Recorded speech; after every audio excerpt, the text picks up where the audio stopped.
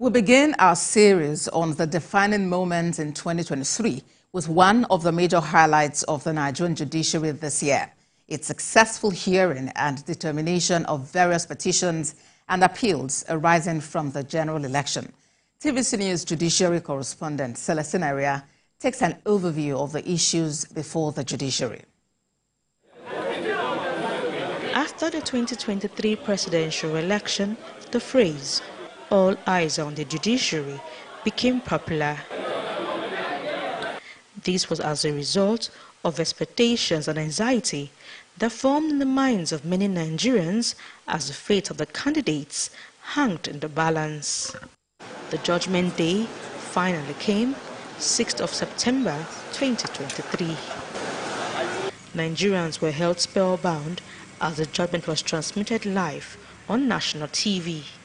Shortly after the panel came into the courtroom, led by Justice Haruna Samani, the reading of a judgment that took 12 hours 45 minutes began.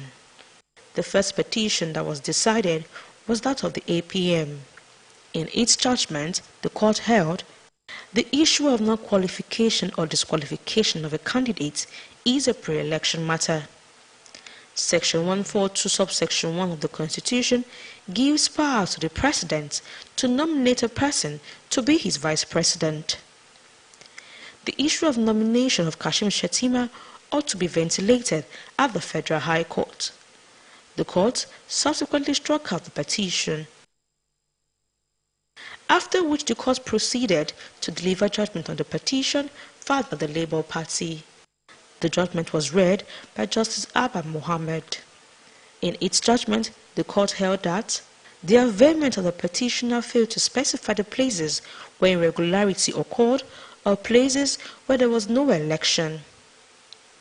The petitioner also failed to specify polling units where the alleged overvoting occurred in Niger, Ekiti, and Ondo states. The petitioner alleged INEC had suppressed their votes in Rivers and Benue State, but failed to state the figures of the polling units. The court, after dealing on the preliminary objection, went on to decide the petition on the merits, which was read by Justice Haruna Samani. The court subsequently went ahead to strike out the witness statement made by 10 out of 13 witnesses called by the Labour Party. On the issue of transmission of results, the court held INEC is not mandated to electronically transmit or transfer election results. There was nothing to show that the beavers was to be used to transmit results to the RF portal. The RF portal is not a collation system. The court concluded that Labour Party failed to prove a case of substantial non-compliance with the Electoral Act against INEC. On the issue of 25% of lawful votes cast in the FCT, these were the findings of the court. The word and the Federal Capital Territory does not imply the meaning the petitioner is allowed into it. The FCT has no special status. It should be treated like every other state in the country. In all, the court found the Labour Party's petition unmeritorious. The last petition for that day was that of the PDP.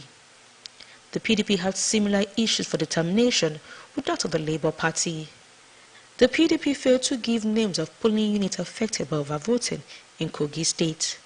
The PDP failed to join Governor Yahya Bello in the petition, having accused him of gun touting.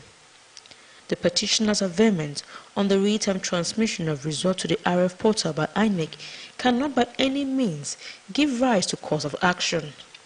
Witness statement made by 13 out of 27 witnesses called by the People's Democratic Parties are struck out.